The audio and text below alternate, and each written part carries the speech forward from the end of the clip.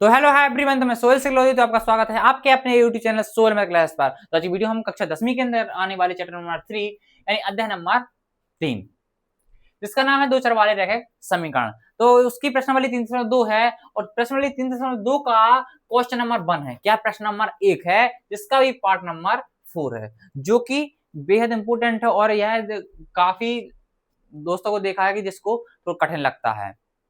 ठीक है, यह बेहद आसान है, बट बेहद आसान है। ठीक है, इसे हम देखेंगे कि बड़े आसान तरीके से सॉल्व करना सीखेंगे हम। ठीक है, इसलिए बने रहे अंत तक वीडियो में। तो सबसे पहले हम क्या करते हैं सॉल्व करने में, सबसे पहले जो हमको दिया होता है क्वेश्चन में वो दिया है लिख लेते हैं। क्या लिख लेते हैं हम? जो दिया है। क्या लिखते हैं? दिया है। क्या दिया है हमको भैया? हमको दिया है दो समीकरण दिए हैं। क्या दिए हैं? दो समीकरण युग्म। सबसे पहली बात और देख लो, सबसे पहले जो क्वेश्चन 1 है वो है कि प्रतिस्थापन विधि द्वारा निम्न रैखिक समीकरण युग्म को हल कीजिए। ठीक है, यानी इन्हें दो जो रैखिक समीकरण दिए हैं, ये रैखिक समीकरण युग्म है, इसके लिए हमको प्रतिस्थापन विधि द्वारा हल करना है। ठीक है, प्रतिस्थापन विधि हमने सीखी हुई है, पिछले वीडियो में हमने अच्छे से समझाई हुई है और एक प्रॉपर वीडियो प्रतिस्थापन विधि पर बनाया हुआ है। ठीक है, तो उसके लिए जाकर पहले देखें, फिर उसके बाद यह वीडियो देखें, यह काफी आसानी से समझ में आएगा फिर। ठीक है, सबसे पहले ये जो दशमलव में जो चीजें हैं, यानी के लिए हमको लाना है काय में भैया? नॉर्मल फॉर्म में। कैसे? मतलब नॉर्मल होता है जैसे समीकरण, वैसे लाना है। ठीक है, क्योंकि ऐसे तो अब सॉल्व हम कर नहीं पाएंगे। ठीक है, तो हम पहले नॉर्मल बनाएंगे। सबसे पहले तो हम लिख लेते हैं जो हमको दिया है 0.2x plus 0.3y 0.3y equal में 1.3। अब हमको इनको पहले नॉर्मल में लाना है, तो क्या करेंगे हम? सबसे पहले दशमलव हटाना है ऊपर का, तो हम नीचे किससे करेंगे? गुणा, सॉरी भाग भाग कैसे करेंगे? 10 से भाग। कैसे करेंगे? 10 से भाग, ये हट जाएगा। ठीक है, क्योंकि एक अंक के बाद क्या है? दशमलव है, तो इसलिए 10 से हो रहा है। ठीक है, यदि दो अंक के बाद होता तो 100 से होता है। ठीक है, तो यहाँ पे क्या होगा? 3/10y, क्योंकि यहाँ पे दशमलव रिमूव है, उसके आगे जीरो की कोई वैल्यू नहीं। ठीक है, दशमलव के आगे है, बट इसके आगे कुछ नहीं है, अंक के आगे जीरो की वैल्यू कोई नहीं है। ठीक है, अब यहाँ पे क्या लिखेंगे? 13/10। क्यों? क्योंकि दशमलव एक हटाएंगे, एक अंक के बाद है, तो इसलिए 10 से नीचे भाग होगा भैया। हाउ। अब उसके बाद आते हैं क्या? अब हम यहाँ पे ले लेंगे एलसीएम। एलसीएम लेंगे तो सेम है, तो सब ऊपर का भी सेम रहेगा। ठीक है, ठीक है भैया। और यहाँ पे क्या है? 13/10 है। अब 10 से 10 भैया कैंसिल हो जाएगा, तो क्या बचा हमारे पास? 2x प्लस 3y इक्वल में हो गया भैया हमारे पास 13। ये हो गया समीकरण नंबर 1, यानी इक्वेशन नंबर फर्स्ट। अब सेकंड आते हैं हम। सेकंड समीकरण जो दिया हुआ है वो है 0.4x प्लस 0.5y इक्वल में 2.3।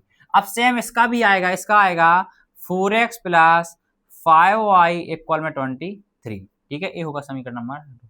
आप लोग ये अच्छे से प्रॉपर ऐसे सॉल्व करना, फिर उसके बाद ये वाला निकालना। ठीक है, अब आप लोग भी करना कुछ, हमने इतना कर दिया। ठीक है, तो मतलब ये समझ दिया ये वाला कि कैसे आया ये वाला, तो आप आसानी से समझ पाओगे इसके लिए। ठीक है, इसको ऐसे सॉल्व करोगे तो आसानी से ये आंसर आएगा। अब हम क्या देखेंगे कि हमको दो आसान से समीकरण युग्म मिल चुके हैं, दो रैखिक समीकरण युग्म मिल चुके हैं। ठीक है, तो हम इनके लिए प्रतिस्थापन विधि द्वारा सॉल्व करेंगे। प्रतिस्थापन विधि द्वारा सॉल्व करने के लिए क्या करते हैं हम? सबसे पहले समीकरण 1 लेते हैं। समीकरण 1 से हम x का मान निकालते हैं। x के मान को जो निकलता है उसे हम समीकरण 3 मान लेते हैं। फिर उसका मान हम समीकरण 2 में रख देते हैं। कहाँ में रख देते हैं? समीकरण 2। समीकरण 2 से हमको y का मान मिल जाता है। y का मान फिर हम समीकरण नंबर 3 में रख देते हैं, तो हमको दोनों x और y के आंसर मिल जाते हैं। हमको x और y के आंसर निकाल लिए हैं। क्या निकाल लिए हैं? x और y के आंसर ही निकाल लिए हैं। ठीक है, तो हम अब क्या करेंगे? हमारे पास दो समीकरण युग्म मिल चुके हैं भैया, तो हम सबसे पहले लिखेंगे अब समीकरण 1 से। यहाँ पे फॉलो करें साहब, समीकरण 1 से। समीकरण 1 से, समीकरण 1 क्या है भैया हमारे पास? समीकरण 1 है हमारे पास 2x प्लस 3y इक्वल में 13, यानी 13। ठीक है, तो हमको यहाँ से क्या निकालना है? हमको x का मान निकालना है। तो हमारे पास क्या आएगा? 13 माइनस 3y, और यहाँ पे आएगा x का मान 13 माइनस 3y और अपॉन में आएगा 2। क्या आ जाएगा यहाँ पे? अपॉन में भैया 2। क्या है अपॉन में? यहाँ पे लिख दे रहे हैं, अपॉन में है हमारे पास 2। ठीक, यू अंडरस्टैंड? ये पूरे के अपॉन में है 2। चलो अच्छे से लिख दे रहे ऊपर। ठीक है, ताकि आपको अच्छे से समझ आए, कोई भी दिक्कत ना हो। यहाँ पे लिख दीजिए। ठीक है, x का मान आएगा हमारे पास 13 माइनस 3y, यानी 3y, और अपॉन में क्या? x का में भैया 2 है गुणा में, तो यहाँ पे आ जाएगा भाग में। इसको मान लेंगे हम क्या? समीकरण नंबर 3। ठीक है, अब यहाँ पे करते हैं आगे। अब क्या करेंगे, समीकरण 3 का क्या करते हैं, हम समीकरण 2 में रख देते हैं। समीकरण 3 का मान, समीकरण 3 का मान समीकरण 2 में रखने पर, ठीक है, समीकरण 2 में रखने पर। समीकरण 2 क्या है हमारे पास भैया, ये रहा समीकरण 2, ये रहा। क्या है हमारे पास, 4x प्लस 5y इक्वल में 23। 4x का मान क्या है हमारे पास, 13 माइनस 3y अपॉन में 2 प्लस 5y इक्वल में 23 यानी 23। अब 2 से 4 कट जाएगा 2 बार। अब 2 का गुणा अंदर होगा, 13 दूनी 26 माइनस 3 दूनी 6y प्लस के 5y इक्वल में 23। अब यहाँ पे क्या आएगा, 26 माइनस का y, क्योंकि माइनस के 6 में से प्लस के 5y जाएंगे तो क्या होगा, माइनस का y, यहाँ पे हो जाएगा 23। ठीक है, अब y क्या माना जाएगा हमारे पास, क्या 23 माइनस का 26, ठीक है, माइनस का y है ना, माइनस के y और 23 में 26 आएगा माइनस का 3, माइनस माइनस कैंसिल हो जाएगा, वो तो y का माना जाएगा 3। अब हमको y का मान क्या में रखना भैया, y का मान मिल गया आपको, समीकरण 3 में रखना है। y का मान समीकरण 3 में रखने पर, हाँ भैया, समीकरण 3 क्या है हमारे पास, समीकरण 3 ये रहा। समीकरण 3 क्या है, x बराबर 13 माइनस 3y अपॉन में है 2। अब x का मान क्या आ जाएगा, 13 माइनस 3, y का मान क्या हमारे पास 3 है, ठीक है, अपॉन में 2।